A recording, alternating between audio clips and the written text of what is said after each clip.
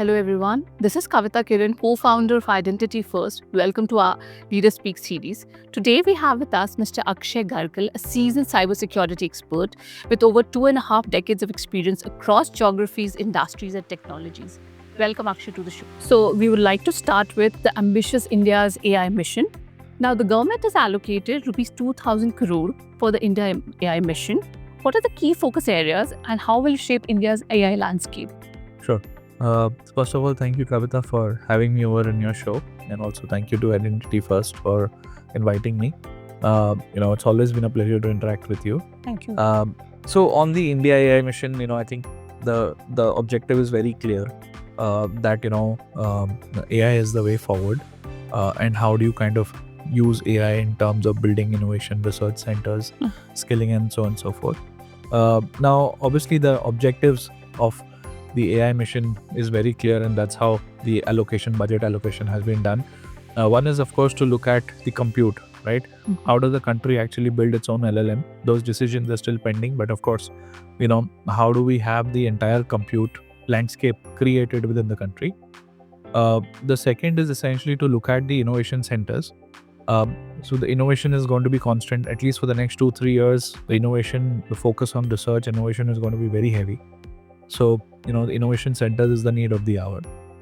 Then you will have the data sets. So how does the AI mission really create very clean data sets, high quality data sets, which are obviously non-personal in nature? And how does that be available, for the overall ecosystem?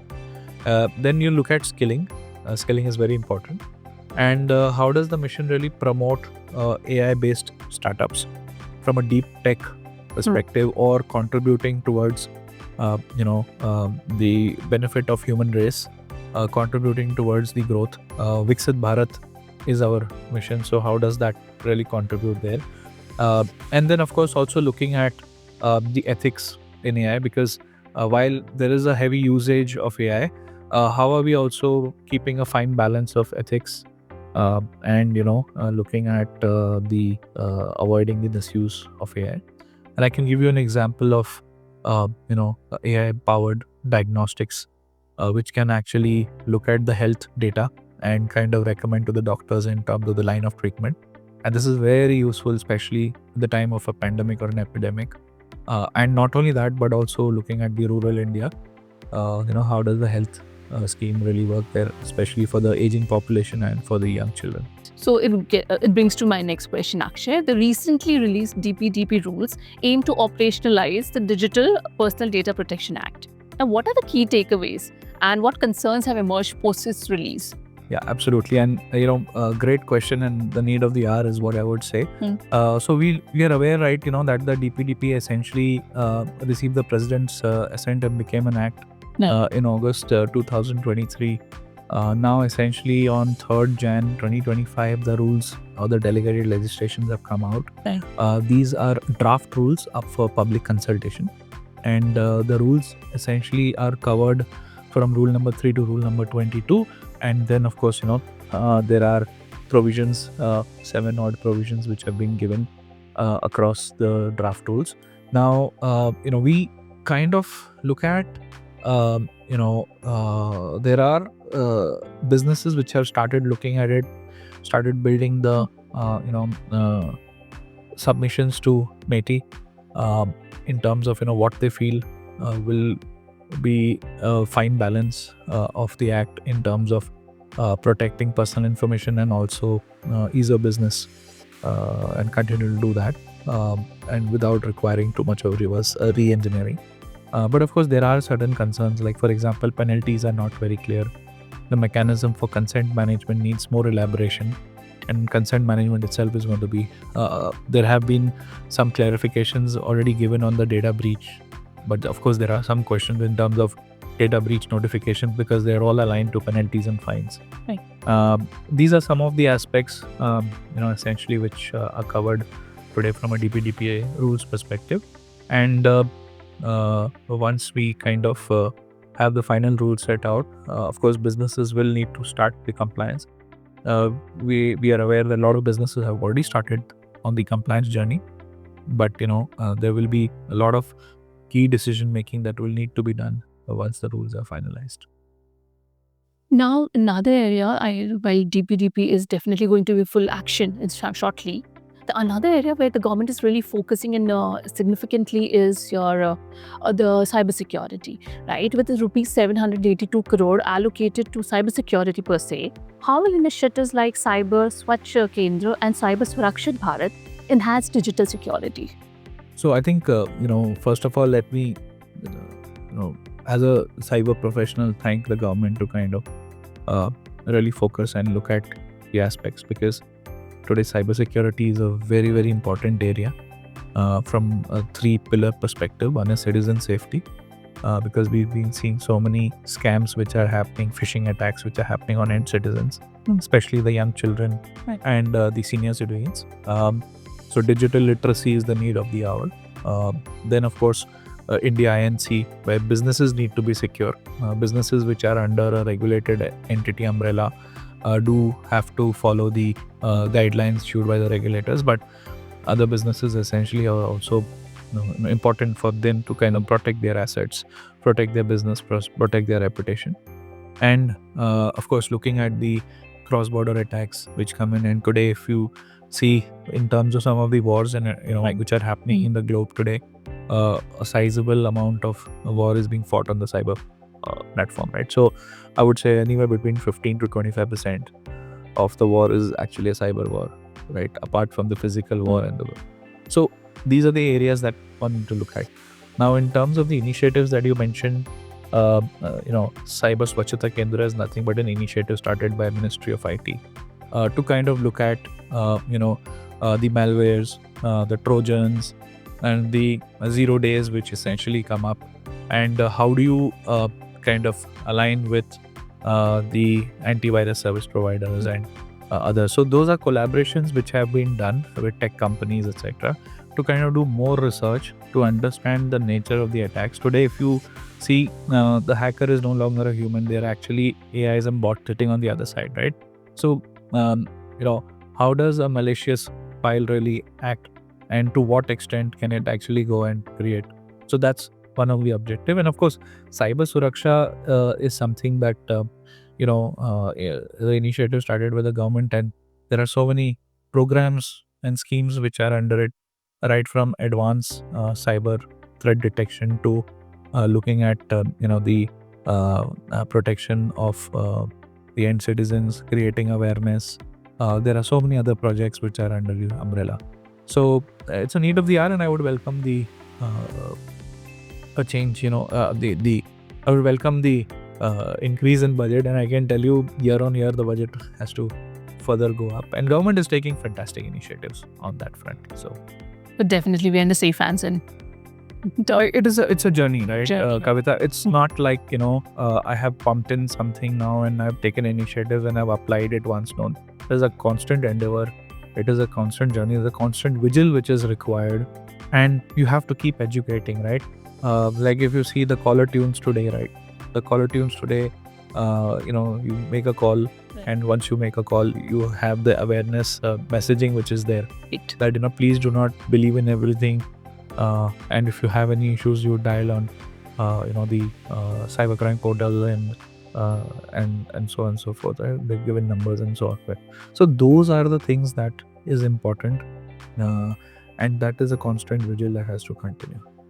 So definitely, and I think this is much more required in a country like India, which is growing, and very prominently it's growing. We're planning to be the third largest economy. So of course, how Japan progresses, I can tell you the government is really focusing on and obviously IndiaAI also is focusing to see how do we kind of take ourselves to the third largest economy in the world today.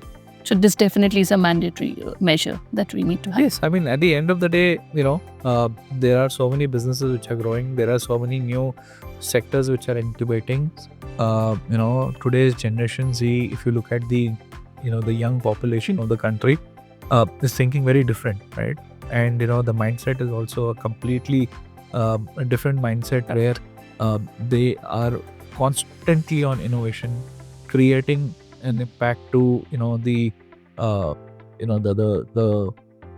I would say the social side of the country, creating an impact to the end citizens, spurting the growth various sectors. So yeah, I would say it's a welcome change. I think the cyber Swachhta mission per se, right, is a mission which is started by MeitY, and it is more on the malicious files, malware cleaning, making sure that your machines are clean and they kind of do not have any malicious content in them. Also looking at those zero-day attacks, because the way our attack surface is changing today. Right. Earlier we used to compute on desktops, then laptops, and now there are a lot of mobile applications which have come in. And not only that, there are good amount of AI routines in those mobile applications or digital intelligence built on it. So from that perspective, the attack surface is completely changing, and hence the sophistication of attacks is also changing. Malicious content is coming in new mantras, it's coming in new flavors. So it is important for ministry also to kind of keep doing that research, to kind of look at what are the botnets, are they zero day in nature? If so, then what's their trajectory and how do they kind of operate? What are the malwares and how do they operate? Ransomwares, we've seen so many ransomware issues, right, where servers start getting arrested and large companies the operations come to an halt, right? So from that perspective, of course there is a tie-up with IT companies, antivirus service providers, and so on and so forth, but that's broadly the mission in terms of the way it operates. And then obviously it doesn't end there. The mission also is responsible to kind of communicate through various advisories and documents and so on and so forth, announcements, etc. Now coming to the Cyber Surakshit mission, that's more about making sure the capacity development of IT officials increases. The government officials and the CISOs essentially are trained about various new cybercrime initiatives, cybersecurity issues. Also looking at how does the awareness levels for end citizens kind of happen, and during that awareness levels, are the officials also aware about what are the new issues which are coming up? For example, digital arrest, right? Now digital arrest is doing a lot of rounds, so that's another area. CERT, of course, is more on the Computer Emergency Response Team of India, again under Ministry of Electronics and IT. And CERT's mission essentially is to look at the threat intelligence. What are the type of attacks which are coming our way? It could be coming under to the government institutes. It could be coming to institutes or organizations which may be even private in nature, but they are critical to the country's economy. They hold a national critical importance from that perspective, and other businesses and other institutes as well. It could be education institute or it could be anything else, right? So how does the country really build an intelligence against the threats which are coming our way, and how do we block them at source? There are again, for example, the Cyber Swachhta mission also has tie-ups with various ISPs across the globe and in the country to kind of have those clean pipe services, so that malicious files and malicious content is restricted at source and does not pass through. So all of this, if you look at all of these initiatives, there are many such initiatives that the government essentially has undertaken today. So under all of these initiatives, Kavita, I can tell you that the approach is well rounded. There is a strong framework. There is a National Cyber Coordination Center as well, right? And that also is responsible to look at the overall policies and how does the government function from that perspective, and how do we kind of stitch across these three areas to kind of make the country as resilient as possible. Okay, coming to my next question, Akshay, how will the budget's focus on digital public infrastructure drive economic growth and financial inclusion? Absolutely, and a great question. I think if you look at digital public infrastructure, right, digital public infrastructure is essentially based on three main pillars. Identity, that's the first pillar. You look at data sharing, that's the second pillar, and the payments, right? Identity like Aadhaar, etc. Payments is more on the UPI front, right? And then data sharing is more on the account aggregation and things like that. Today, if you look at how the DPI is structured, let me give you some examples, right? So, for example, if you look at rural finance access, you look at microservices which have been provided to rural India through digital payments, right, and microcredits. Right? That is one area that entails and comes predominantly. Second is the public service delivery, right? More on the you look at the faster direct benefit transfers and those kind of things. The next is secure data exchange, right? If you look at the secure data exchange, it's more about how the information essentially is exchanged across the board, and that information available, what sort of information is available from an account aggregation perspective. And then if I give you an example, you look at some sort of the loans for farmers, for example. Some analysis in terms of the loans for farmers is potentially available, and digital public infrastructure essentially will be able to kind of cater to it and look at the credit scores and things like. So that's one example of what could be one of the use cases on the DPI front. Agreed. And clubbing it with financial inclusion. So it will be like an enabler for this financial inclusion. That's interesting to know. Now, while we are talking about, so much of technology and, how they are automation, my next question is, Akshay, is, all this is taking place, but the major concern also lies in terms of the workforce readiness. So how should India bridge the workforce skill gap to stay compliant? No, absolutely. And competitive. I think, if you look at this current budget as well, there has been fair amount of allocations to trainings, right? Also tie-ups, and also look at, how the public-private partnership can come into play to kind of bring the skilling gap to a bare minimum, right? Now, if you look at, say, for example, the AI Center of Excellence, right? About 500 crore essentially have been allocated. The Atal Tinkering Labs, right? Close to about 50,000 labs through the channels of schools and education institutes have been enabled. And then, of course, you look at the public-private collaboration for AI skilling.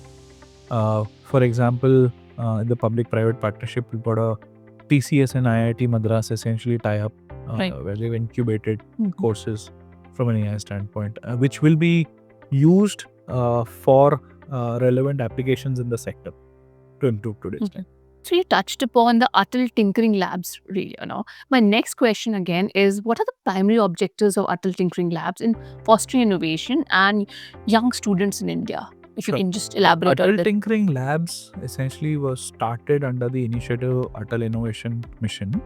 And there the idea was to kind of see how do we build the innovative ability, the critical thinking path for students to kind of build innovative solutions, right? Which again is correlated to the challenges the country is facing today and how do we come up with those solutions.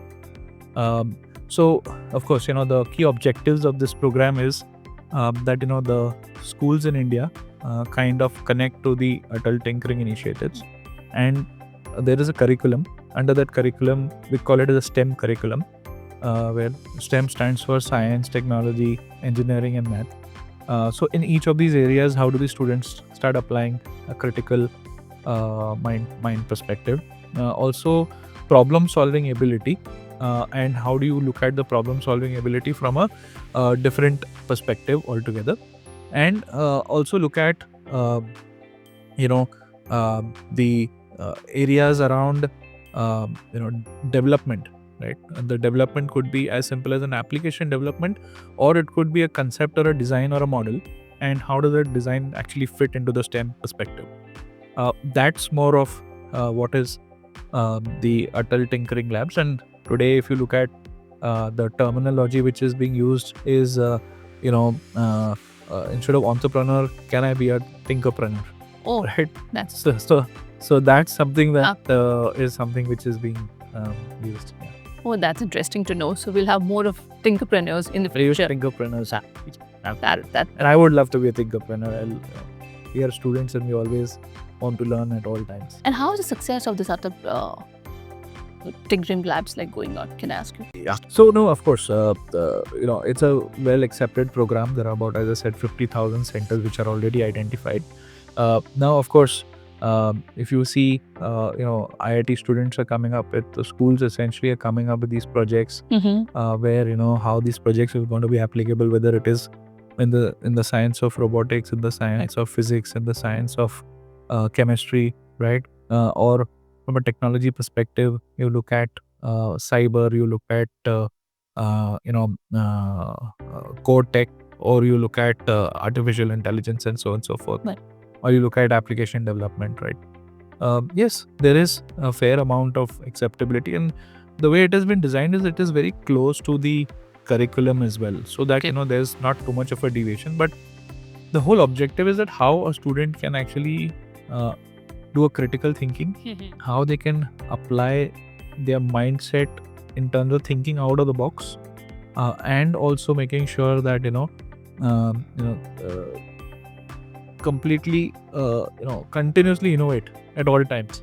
So once you come up with some sort of a prototype, is that enough? What is the problem it is solving? And then kind of apply some more improvements to it, take it to the next level of maturity and so on. That's interesting, because if you look at the Indian curriculum education system, it was extremely very theoretical, and this kind of thing will definitely add a lot of push to the young minds. Exactly. Great. And now coming to my last question, Akshay, and I don't think so I would like to leave an expert like you without asking this question.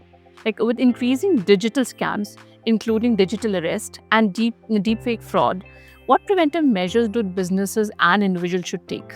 Yeah. So I think from a business perspective, organizations really, today boards of organizations, and I keep saying this in most of the interviews that I do, is that they're asking whether are we ever going to be attacked. I think that is something which somewhere the mindset is now kind of getting settled. Yes, no organization is attack free, and we can be. It's not a question of how, but it's a question of when. Right. The second is, once we are attacked, how strong is our breach prevention framework? And number 3 is, how soon can we come out of it with minimum impact, right? So businesses essentially are thinking on those lines. And whether the attack has been an impersonation attack, it has been a phishing attack, it has been a ransomware, or it has been any other attack per se which has caused a fair amount of impact to the organization or worry, right, is something that one needs to look at, and organizations are taking care of it. Secondly, my only suggestion is that we may go ahead and invest money in the state of art, but we kind of should not forget to do the obvious. Right. What that means is that some basic hygiene Right. is something that one really needs to keep a vigil on and continue to do so while you have invested in state-of-the-art technology. Again, if you're in a business of B2C, your exposure is much higher, right? There's a higher volume of data, sensitive amount of information that is floating around.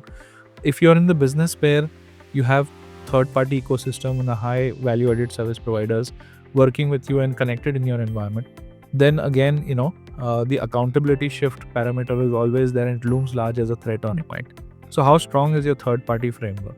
Right. I think that is going to be another area which is going to be of paramount importance. And now I think we spoke about DPDP. So with Digital Personal Data Protection Act, once essentially the rules are formulated and the compliances start, then how are you going to pick up the needle from the haystack? That means all the monitoring you're doing, all the threat intelligence you're doing, all the dark web analysis you're doing, now have you applied the lens of a personal information there? Because the fines are very high. They're almost up to 250 crores. Not almost, but actually up to 250 crores. And we're still waiting to see how that pans out. But at the end of the day, Kavita, it's really important to I would say look at cyber very critically. Right. At some point in time, cyber used to be the 8th or 9th highest risk. Today, it comes in the top 3 risks. And every board is concerned about it. Regulators are concerned about it. And senior officials at the regulators have even talking about, all of these matters. You spoke about deepfake. Again, deepfake not only on the audio level, but the video level essentially is also. Right. And that's actually causing a lot of catastrophe. Right? So that's on the business side.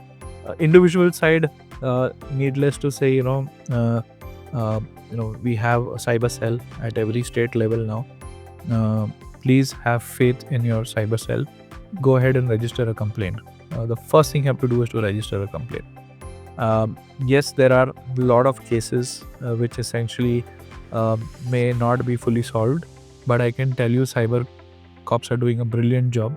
They're working around the clock, and the kind of cases that they are resolving, we've seen them. Even if you are able to report to the bank if the money has got siphoned out as a citizen or individual, and you report it within the stipulated period of time, the accounts can actually be freezed, and the money can stop before reconciliation, and so on and so forth, right? So you have to be alert.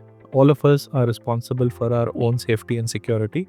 Of course, the cops are there to help us, but we should be alert and aware is what I would say, and be digitally literate. That's very important. Akshay, this has been an incredibly insightful session. Thank you so much for your expertise and for your insights on, especially on AI, cybersecurity, and data governance, and shedding light on how India is shaping itself as a leader in the digital world. Thank you so much for that, and thank you, listeners, for being a part of the show. I hope you are as enlightened as we were with this session. Looking forward to many more sessions. Stay safe and stay secure till then. Thank you so much.